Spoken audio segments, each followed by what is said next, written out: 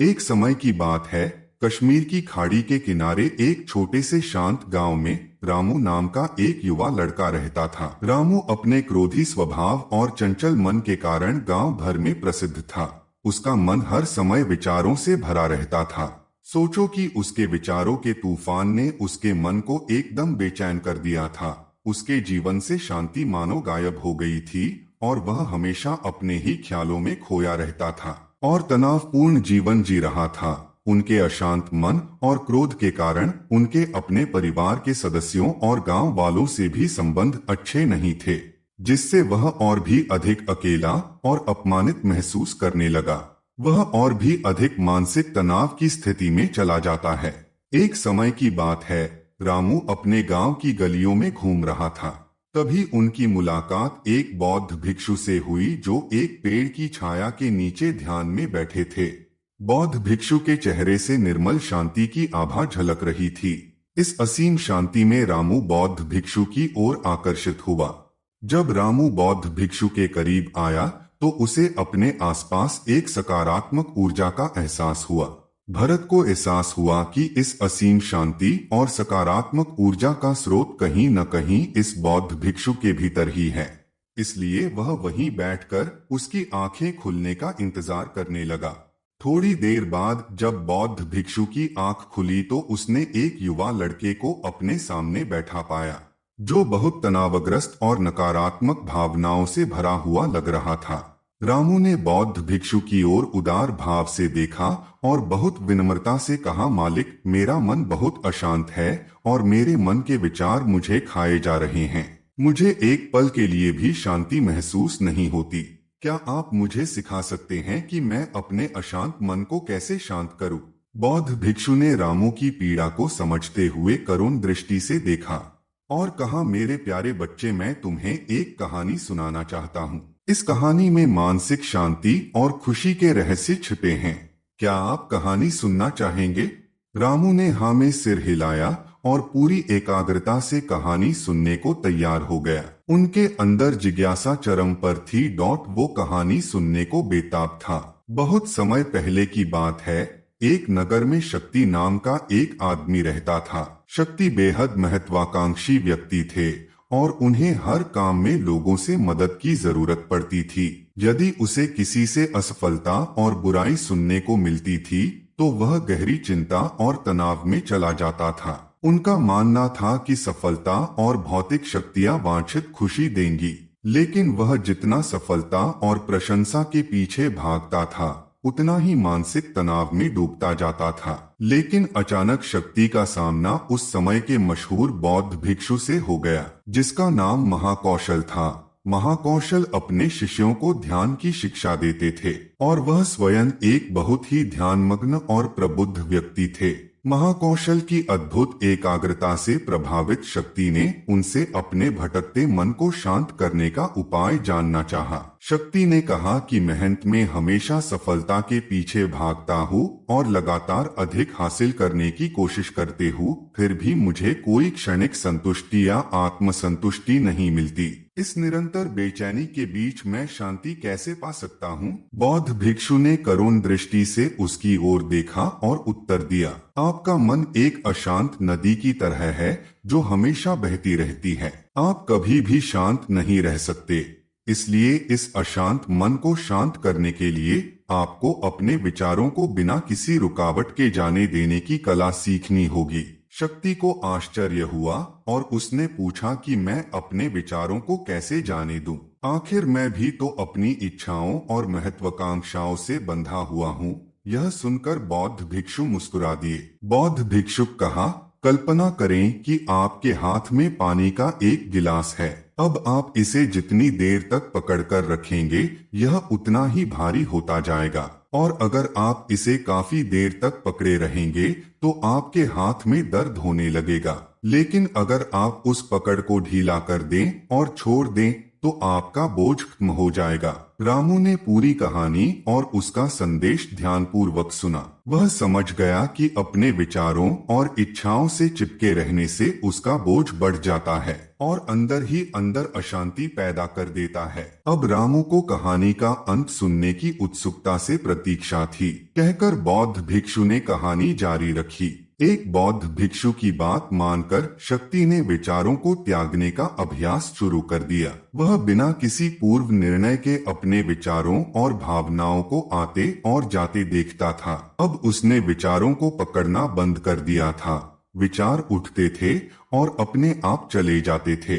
धीरे धीरे उसे यह एहसास होने लगा कि उसकी इच्छा और भावना ही सभी दुखों का कारण है। जैसे जैसे शक्ति ध्यान में गहरे उतरते गए, उन्होंने पाया कि वर्तमान में जीना ही आंतरिक शांति का एकमात्र स्रोत है। वह खुद को वर्तमान में स्थापित करके अपने मन की निरंतर बकवास से छुटकारा पा सकता था। धीरे धीरे शक्ति का मन एक शांत झील की तरह हो गया, जो बाहरी दुनिया को अपने अंदर प्रतिबिंबित करती है। उन्होंने जीवन की सादगी में संतोष को अधिक महत्व दिया और भौतिक संपत्ति के प्रति अपना लगाव छोड़ दिया।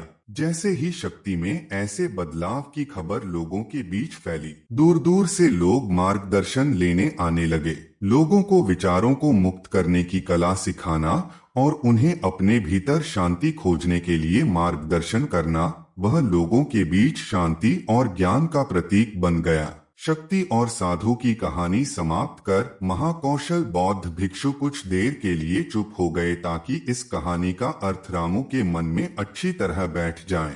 रामू ने बौद्ध भिक्षु की ओर देखा तो उनकी आंखों में अब एक नई समझ दिखाई दे रही थी। रामू ने धीरे से कहा कि मुझे इस कहानी में ज्ञान दिखता है, लेकिन मैं इसे अपने जीवन में कैसे लागू करूं? मैं अपने अशांत मन को कैसे शांत कर सकता हूं? रामू के इस सवाल पर बौद्ध भिक्षु गर्मजोशी से मुस्कुराते हैं और फिर कहा कि अशांत मन को शांत करने का अभ्यास आत्म जागरूकता से शुरू होता है। अपने भीतर उठने वाले विचारों का निरीक्षण करने के लिए प्रतिदिन कुछ समय निकालें। उन भावनाओं पर ध्यान दें जो आपके मन में आती हैं और देखें कि वे कैसे आती हैं और आकाश में गुजरते बादलों की तरह चले जाएं। रामू ने आंखें बंद कर लीं और बौद्ध भिक्षु के कहे अनुसार अपने विचारों का अवलोकन करने लगे। जैसे ही उसने अपने भीतर उठने वाले विचारों पर ध्यान देना शुरू किया, उसे इसका एहसास हुआ। उसे अपने अंदर चिंता और इच्छाओं की एक निरंतर धारा बहती हुई महसूस हुई। सिर्फ एक एहसास ने ही उसे एक अद्भुत शांति का एहसास कराया। उन्हें यह भी एहसास हुआ कि यह सभी विचारों और भावनाओं से अलग है। बौद्ध भिक्षु ने आगे कहा कि जैसे शक्ति ने खुद को सभी मोहमाया से अलग कर लिया था, वैसे ही अपने मन को अशांतकारी विचारों और भावनाओं से मुक्त करने का अभ्यास विकसित करो। बिना किसी पूर्वाग्रह के विचार को वैसे ही स्वीकार करें जैसे वह आता है और फिर धीरे धीरे उन्हें जाने दें और अपना ध्यान वर्तमान क्षण पर केंद्रित करें। लेकिन रामू ने टोकते हुए कहा कि अगर विचार और भावनाएं इतनी मजबूत हैं तो क्या होगा? बौद्ध भिक्षु ने कहा यह बना रहता है और मन को छोड़ने से इनकार करता है। बौद्ध भिक्षु ने रामू की बात से सहमति जताते हुए सिर हिलाया और कहा ऐसे कई मौके आएंगे जब आपके मन में सवालों का बवंडर चल रहा होगा। जब आपका दिमाग आपकी बात ही नहीं सुनेगा तो ऐसे में आपको अपनी सांसों की ताकत पर विश्वास करना होगा। एक बार फिर भिक्षु ने रामू से कहा अपनी आंखें बंद करो और अपनी सांसों पर ध्यान केंद्रित करने के लिए अपने पेट को ऊपर उठता हुआ और मथता हुआ महसूस करें।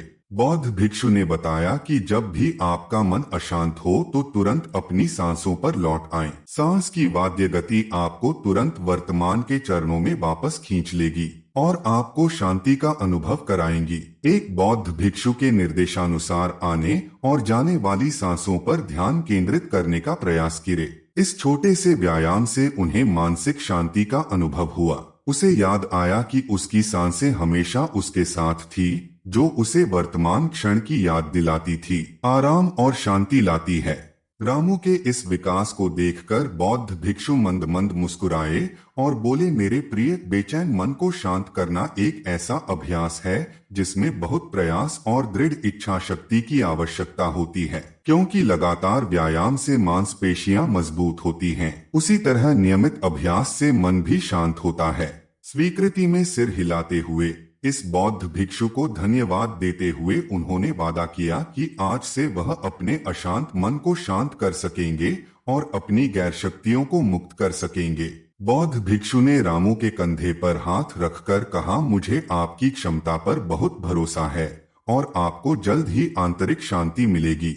लेकिन याद रखें कि यह आसान नहीं होगा। लेकिन अगर आप दृढ़ इच्छा शक्ति और खुले दिल से प्रयास करेंगे तो आप निश्चित रूप से वह शांति पा लेंगे जो आपके अंदर है। उस दिन से रामू अपने अशांत मन को शांत करने का प्रयास करने लगा और हर दिन ध्यान करने के लिए एक अलग समय निर्धारित किया। उसने अपने मन में उठने वाले विचारों को बिना किसी रोक टोक के जाने दिया और अपनी सांसों के जरिए खुद को वर्तमान में बनाए रखने की कोशिश की। समय के साथ अभ्यास करते हुए रामू को अपने अंदर शांति का अनुभव हुआ। जैसे जैसे समय बीतता गया, रामू को ज्ञान और शांति का स्रोत कहा जाने लगा। जैसे जैसे समय बीतता गया, भरत को ज्ञान और शांति का स्रोत कहा जाने लगा।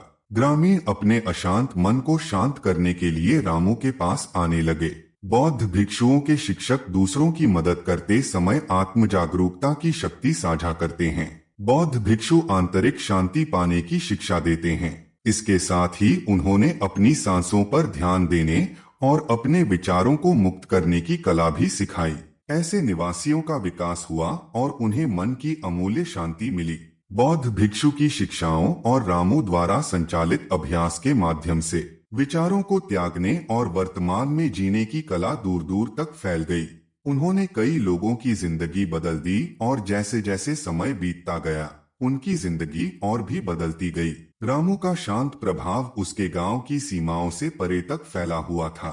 आसपास के गांवों और शहरों से लोग रामू के परिवर्तन की कहानी सुनते थे, उनसे सलाह लेने आते हैं। मन के बोझ तले दबे लोगों के लिए रामू आशा की किरण बन गया। रामू की शिक्षाएं केवल ध्यान और प्रवचन तक ही सीमित नहीं थीं, बल्कि वह रोजमर्रा के काम जागरूकता के साथ करने पर ज्यादा जोर देते थे। वह लोगों को अपनी भावनाओं के प्रति जागरूक रहने की याद दिलाते थे।